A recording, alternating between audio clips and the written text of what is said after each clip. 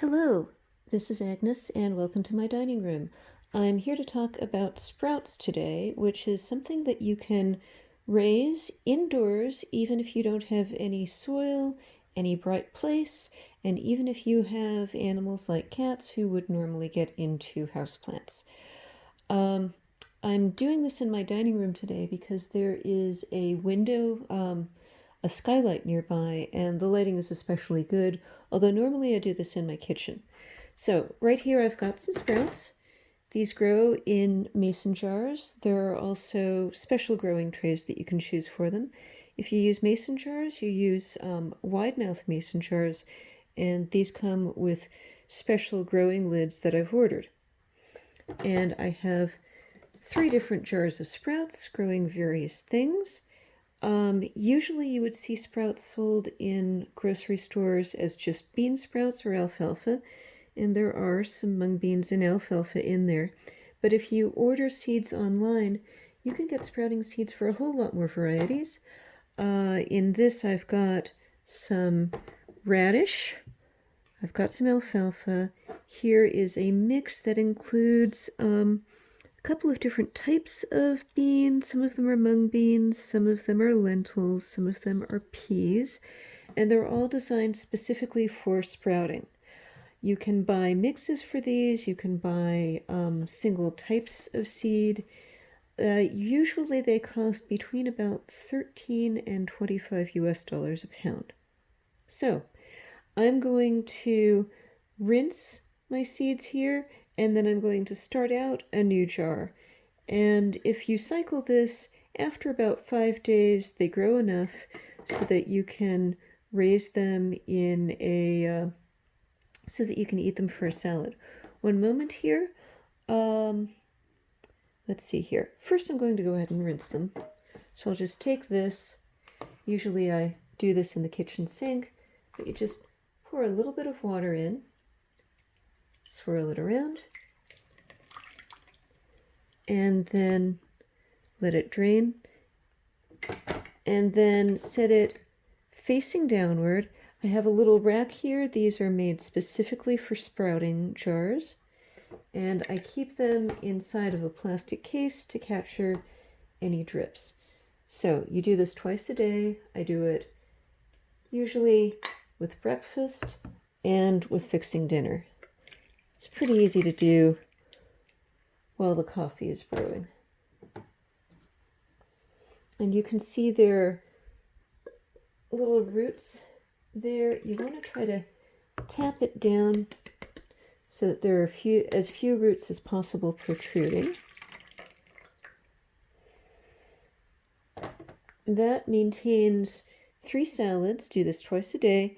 And now 1 second while I get my sanitizer to sanitize this equipment before I start to use it. This, inside of this bottle is a bit of Star San. It is a home brewing sulfur-based sanitizer that I have mixed up and put into a spray bottle.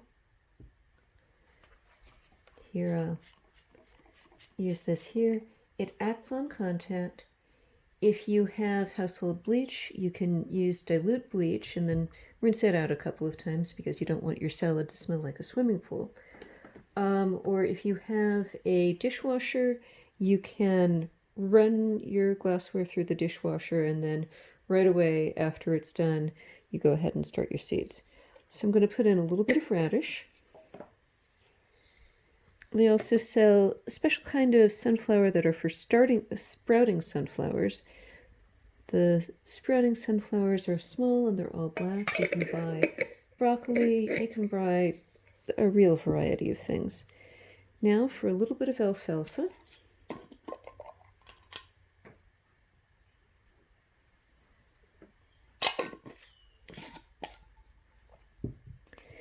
And now here's my seed mix. I put in just about enough to cover the bottom of this jar very thinly. You can see that isn't very much at all there. It's going off to the sides, but it's about the right amount. And now I'm going to fill this with water. I'll pause this for a moment while I put some water in it. About an inch of water here, just enough to cover it all.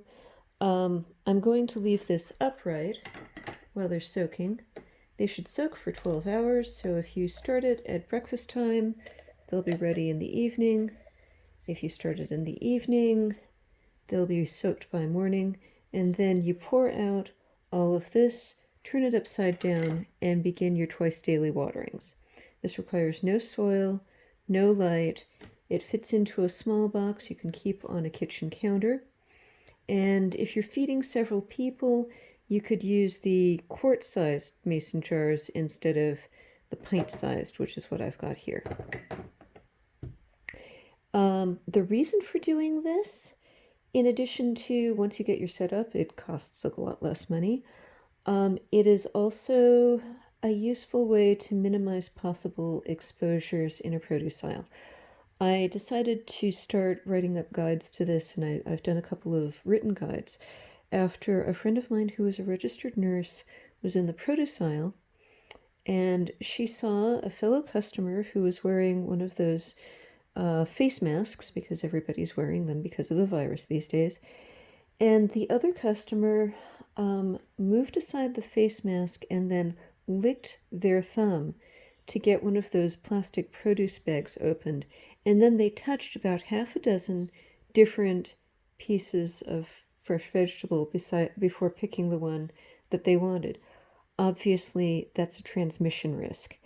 And in order to minimize your produce purchases, this is one alternative that really just about anybody who can afford a little bit of fairly basic equipment can do for themselves at home. I hope you find this useful, and please watch my channel please like my channel and watch my channel for more basic, useful, and I try to make practical guides to being a little more food sufficient, independent during this hard time.